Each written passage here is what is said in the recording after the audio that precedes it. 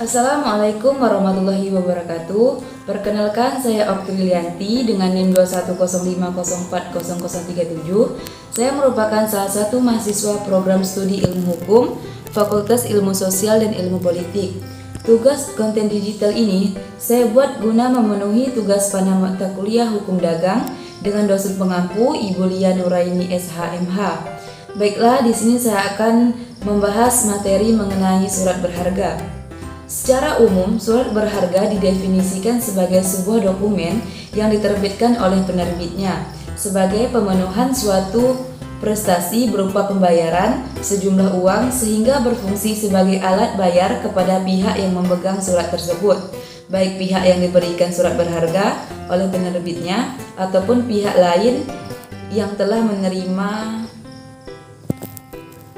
Undang-Undang Nomor 7 Tahun 1992 tentang Perbankan. Surat berharga adalah surat pengakuan utang, wesel, saham, obligasi, sekuritas, kredit atau setiap derivatif dan surat berharga atau kepentingan lain atau suatu kewajiban dari penerbit dalam bentuk yang lazim diperdagangkan dalam pasar modal maupun pasar uang.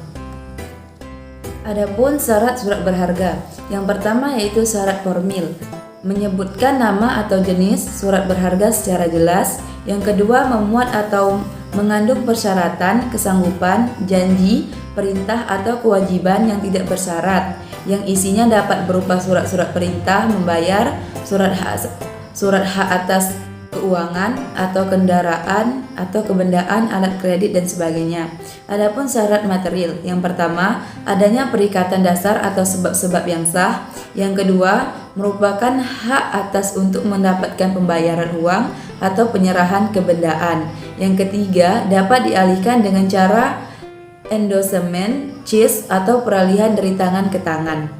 Adapun unsur dari surat berharga, yang pertama mudah diperjualbelikan, yang kedua surat bukti tuntutan uang, dan yang terakhir yaitu pembawa hak. Dan yang selanjutnya di sini kita akan membahas mengenai fungsi surat berharga. Yang pertama yaitu berfungsi sebagai alat pembayaran, yang kedua sebagai surat legitimasi, dan yang ketiga sebagai alat pemindahan hak tagih, dan yang terakhir surat bukti investasi. Pun penggolongan surat berharga. Yang pertama penggolongan surat berharga secara fungsi. Surat yang bersifat hukum kebendaan misalnya konosemen, bill of lading atau BI. Yang kedua surat tanda keanggotaan dari persekutuan misalnya saham. Dan yang terakhir surat tagihan hutang misalnya wesel, cek, surat aksep, formis atau kwitansi. Kemudian penggolongan surat berharga dalam lembaga keuangan.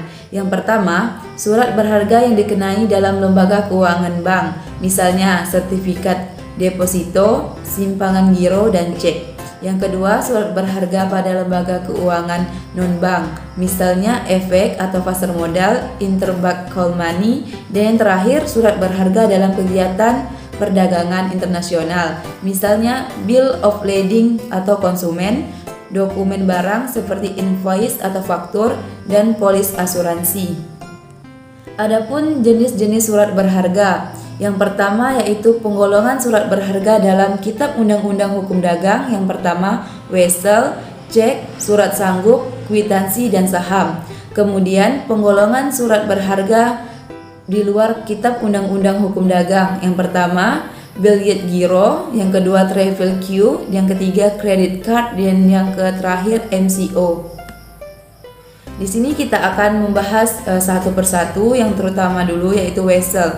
Wesel merupakan surat berharga yang menyebutkan dan tempat penerbitnya dalam mana si penerbit memberi perintah tanpa syarat kepada tersangkut untuk pada hari bayar membayar sejumlah pada hari uang kepada orang atau penerima yang dituju oleh penerbit atau pengganti di suatu tempat tertentu. Yang kedua yaitu cek. Cek merupakan surat berharga yang memberikan perintah tanpa syarat oleh penarik atau penerbit untuk membayar kepada pemegang atau pembawanya. Pembayaran dilakukan oleh pihak pembayar yaitu bank dari penarik selaku penerbit cek. Yang ketiga, surat sanggup. Surat sanggup adalah surat berharga yang membuat kata accept atau promise yang merupakan unsur kesanggupan tanpa syarat oleh penerbit untuk membayar pengakuan hutang kepada pihak yang memegang atau pembawa, di mana pembayaran diatur untuk dilakukan pada waktu tertentu yang ditentukan oleh penerbit. Selanjutnya yaitu kwitansi. Pada prinsipnya, kwitansi tunjuk mirip dengan promise atau tunjuk. Namun dalam kwitansi atau atas tunjuk ini yang diterbitkan adalah berupa kwitansi atau tanda terima uang, di mana pihak yang ditunjuk dan menguasai kwitansi dianggap telah membayar uang kepada pihak yang namanya tercantum dalam kwitansi. Dalam kwitansi atas tunjuk tersebut tidak disyaratkan tentang adanya klausal atas tunjuk. Yang selanjutnya yaitu saham. Saham dalam bahasa Inggris disebut dengan share atau stock, di mana saham dari perusahaan dapat diperdagangkan di pasar modal, sehingga saham merupakan salah satu dari efek. Saham merupakan satu bagian dari perusahaan yang merupakan kepentingan kepemilikan atau ownership interest, di mana para pemegang saham memiliki hak-hak untuk mendapatkan dividen, memberikan hak suara dalam RUPS, menerima sisa kebayaan jika perusahaan dilikuidasi. Selanjutnya yaitu surat berharga. Di luar KUHD, yang pertama, Bill Gates Giro merupakan surat yang berisi perintah tanpa syarat dari penerbitnya untuk meminta hukum sejumlah uang yang ada di rekening giro hak milik penerbit untuk dipindah hukum atau ditransfer baik ke bank yang sama maupun bank lain milik pihak yang namanya tercantum dalam giro tersebut.